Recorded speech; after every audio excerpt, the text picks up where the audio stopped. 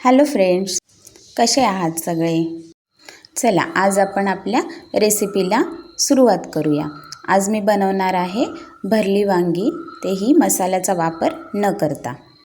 तर त्यासाठी मी 5 वांगी घेतलेली आहेत.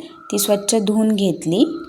तर त्यासाठी मी 4 मध्यम आकाराचे कांदे बारीक चिरून घेतलेले आहेत. त्यानंतर बारीक चिरून कोथिंबीर घेतलेली आहे, आलं लसूणची पेस्ट आणि गूळ घेतलेला आहे.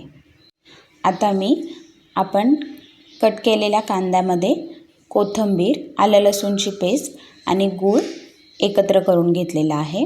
त्याच्यानंतर आपण बेसिक मसाले त्याच्यात ॲड करणार आहोत.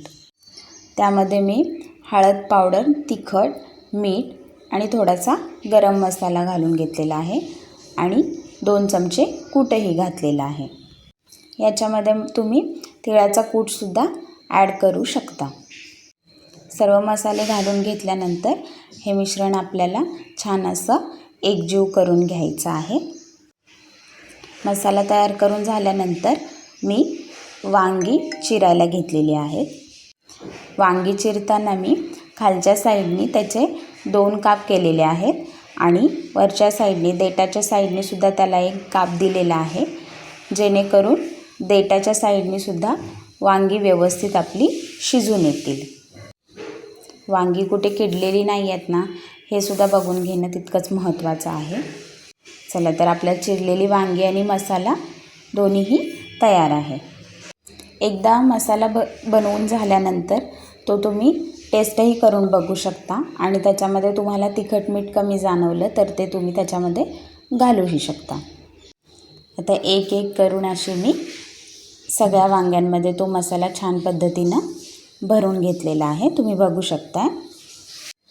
आता मी कढईमध्ये तेल तापत ठेवलेला आहे आणि आपला जो थोडा काही मसाला होता तो मी आधी ह्या तेलामध्ये घालून घेणार आहे.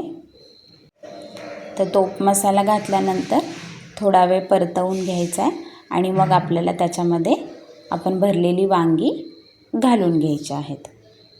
एक एक करून मी वांगं ह्याच्यामध्ये परतवण्यासाठी घातलेलं आहे. आता याच्यामध्ये तुम्ही थोडं पाणी ॲड करून वांगी वाफायलासाठी ठेवून देऊ शकता. थोड्या थोड्या वेळाने आपल्याला वांगी अधूनमधून परतवायची आहेत. वांगी शिजायला थोडासा वेळ लागेल. जर तुम्हाला झटपट हवा असेल तर हीच रेसिपी तुम्ही कुकरमध्ये सुद्धा ट्राय करू शकता. साधारणतः एक 10 ते 15 मिनटानंतर आपली वांगी छान शिजून तयार झालेली आहे, तुम्ही बघू शकता. तुम्हाला हवा असेल तर तुम्ही वरून पुन्हा कोथिंबीरही घालू शकता. रेसिपी आवडली असेल तर चॅनेलला लाईक, शेअर आणि सबस्क्राईब करा आणि रेसिपी एकदा नक्की ट्राय करून बघा. थँक्यू. Bye bye.